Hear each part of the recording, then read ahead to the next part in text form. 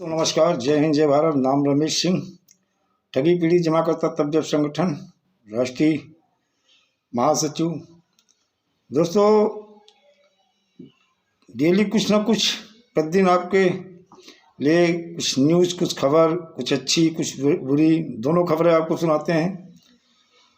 तो दोस्तों, देखा जाए कि आज की डेट में हमारे पूरे हिंदुस्तान में 20 करोड़ प्लस, 20 से 25 करोड़ प्लस जो है ठगी पीड़ित हैं। और 20 से 25 करोड़ ठगी पीड़ित ही नहीं, और उनकी देखी जाए आखिर जो दयनीय दशा है, इसके पीछे जिम्मेदार कौन। और देखा जाए हमारे हिसाब से, और या बहुत सारे लोगों का ये मत भी है कि हिंदुस्तान में कम से कम कई लाख लोग अभी तक आत्महत्या कर चुके हैं। कई लाख लोग ऐसे हैं जो अभी आत्महत्या की कगार पे हैं। और ये रोकना हम लोगों का, हमारे संगठन की जिम्मेदारी है, जबकि सबसे बड़ी जिम्मेदारी जो है सरकार की है, क्योंकि इन परिस्थितियों को हमारी सरकारों ने ही पैदा किया है। देखा जाए, भाजपा सरकार के सत्ता में आते ही देश की सभी चिटफंड कंपनियों पर अंकुश लगा दिया गया। इसका परिणाम यह हुआ कि जिले के जितने नहीं बल्कि देश के जितने भी निवेशक थे, करीब 20 करोड़ प्लस निवेशक, उनके रुपए इन कंपनियों में फंस गए। सरकार ने यह निर्णय क्यों लिया, या तो सरकार ही जाने। सरकार ने यह निर्णय क्यों लिया, ये सरकार ही जाने। लेकिन जिन निवेशकों ने अपने खून पसीने की कमाई इन कंपनियों में निवेश किया था, उन्हें अब परेशानियों का सामना करना पड़ रहा है। केंद्र सरकार के इस फैसले के खिलाफ कई बार जन आंदोलन, जन आक्रोश आंदोलन, धरना प्रदर्शन सभी हुए। सरकार जब आई तो ऐसे फैसले लिए, और वे जिम्मेदार भी हमें लगता है कि हमारी राजनीतिक पार्टियां ही हैं। और हम यही कहेंगे, जब जब भाजपा आई है तब तब एक चीज़ जरूर हुआ है कि ऐसी कंपनियों पे अंकुश लगाया गया है, और ऐसी कंपनियों पे अंकुश लगाया गया, इसका कोई रास्ता नहीं निकाला गया कि पीड़ित जमाकर्ता को कब पैसा मिलेगा, कैसे मिलेगा, इसके लिए कोई रास्ता उन्होंने खोजा नहीं। जिसके वजह से इन्हीं राजनीतिक पार्टियों के कारण आज हमारे हिंदुस्तान में लाखों लोग आत्महत्या कर चुके हैं, और इसकी जिम्मेदार ये राजनीतिक पार्टियां ही हैं। अन्य मुद्दे इन राजनीतिक पार्टियों के पास बहुत सारे हैं, लेकिन इन पीड़ित जमाकर्ताओं का एक भी मुद्दा कोई राजनीतिक पार्टी नहीं उठाती है, और ये बहुत ही दुर्भाग्यपूर्ण है। इससे इनके चरित्र का भी पता चलता है और नियत का भी पता चलता है। इससे एक चीज़ और भी साबित होती है, चाहे वो कोई राजनीतिक पार्टी हो, हर राजनीतिक पार्टी का कोई न कोई नेता इन कंपनियों में इन्वॉल्व है, और कोई न कोई नेता इन कंपनियों को, चाहे क्रेडिट कोऑपरेटिव सोसाइटी हो, चाहे वो चिटफंड कंपनी हो, कोई कंपनी हो, इनमें इनकी बहुत बड़ी भूमिका है। और एक चीज़ है, आखिर हमारे देश में जो बेरोजगार युवा थे, या हमारे जो देश में बहुत सारे बेरोजगार, आज भी कहते हैं ना, बेरोजगारी हमारे देश की बहुत बड़ी समस्या है, और सरकार ने इसे एक विकल्प के रूप में बताया था।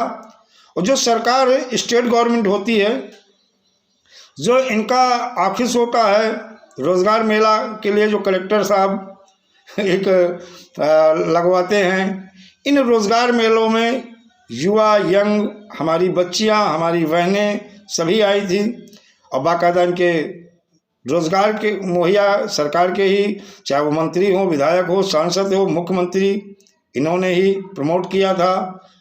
बहुत सारी कंपनी में देखा जाए, आदर्श क्रेडिट कोऑपरेटिव में हमारे माननीय प्रधानमंत्री मोदी जी का भी नाम आया था, फीता कहते थे।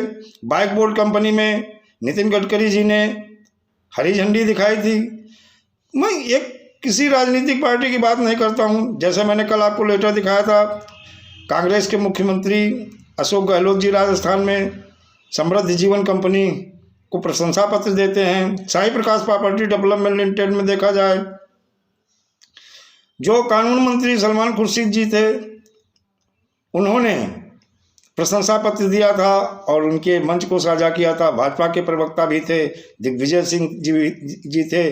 चाहे श्री राम कंपनी हो, चाहे सहारा हो, चाहे पल्स हो, चाहे कल्पतरू हो, चाहे साइंस सिटी हो, चाहे बाइक बोर्ड हो, चाहे आपेश्वर हो, चाहे खेतेश्वर हो, चाहे ज्योतेश्वर हो, चाहे धोखेश्वर हो, चाहे सोशल विजन हो, अच्छा विजन हो, या अन्य बहुत सारी ठग कंपनी या ठग क्रेडिट कोऑपरेटिव सोसाइटी हो, इनमें हर कंपनी में इन राजनीतिक पार्टी के जो नेता थे वो इन्वॉल्व भी थे।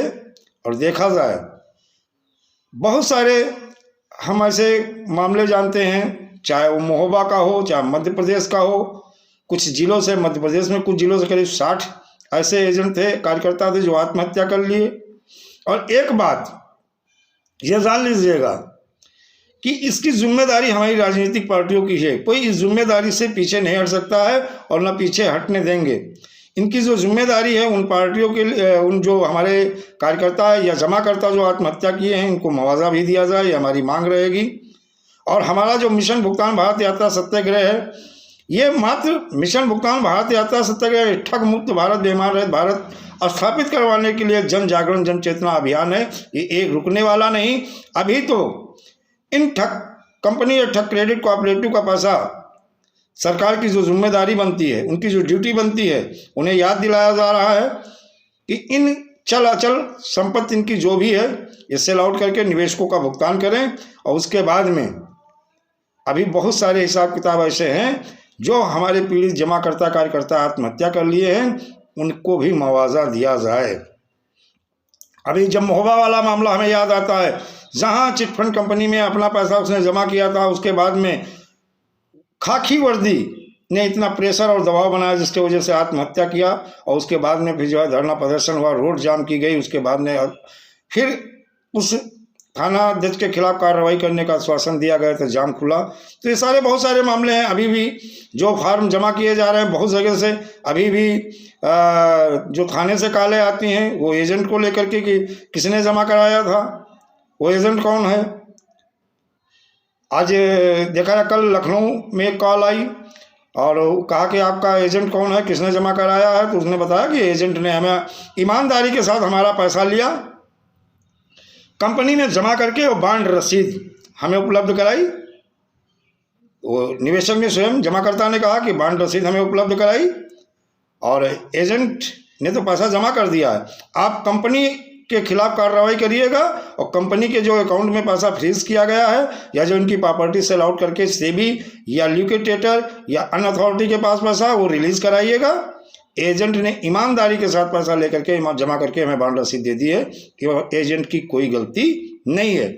ऐसे भी हमारे जमाकर्ता हैं, मैं उन्हें धन्यवाद देता हूं उस जमाकर्ता को कि उन्होंने वाकई में न्याय जो संगत था, विधि संगत था और जो सही था उसने कहा। और मैं हर पीड़ित जमाकर्ता से यही कहूँगा, पुलिस ऐसे कॉल करे तो सीधा बता दीजिएगा कि हमारे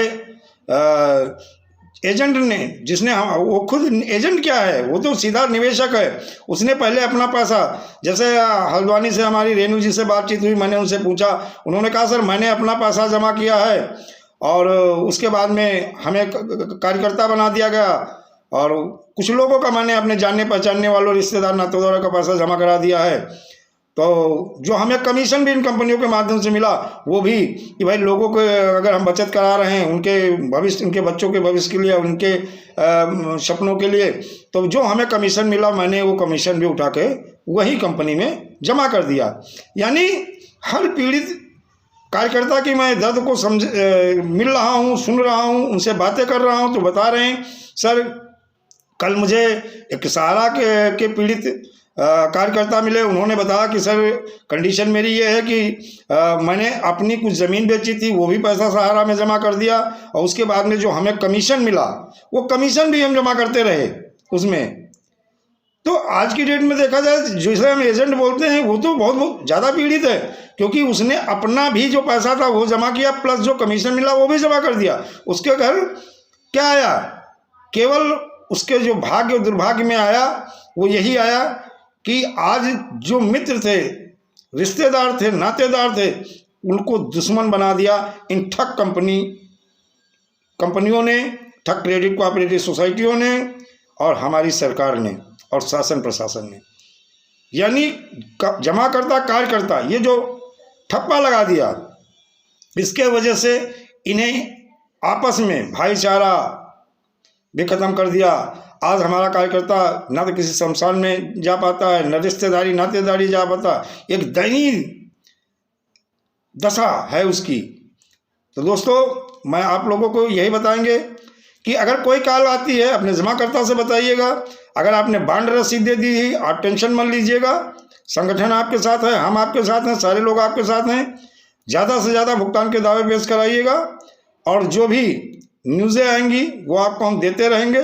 लेकिन दोस्तों एक बात जरूर कहूँगा, वीडियो अच्छा लगे तो लाइक और सब्सक्राइब करिए और इतना लाइक सब्सक्राइब कर दीजिएगा जिससे शासन प्रशासन में बैठा कोई भी अधिकारी या बंदा देखे तो लगे कि हाँ ये संगठन है, इस संगठन में बहुत सारे लोग जुड़े हुए हैं और एक दूसरे को ये फॉलो करते हैं। दोस्तों अपनी वाणी को ये विराम देंगे। दोस्तों जय हिंद, जय भारत, वंदे मातरम।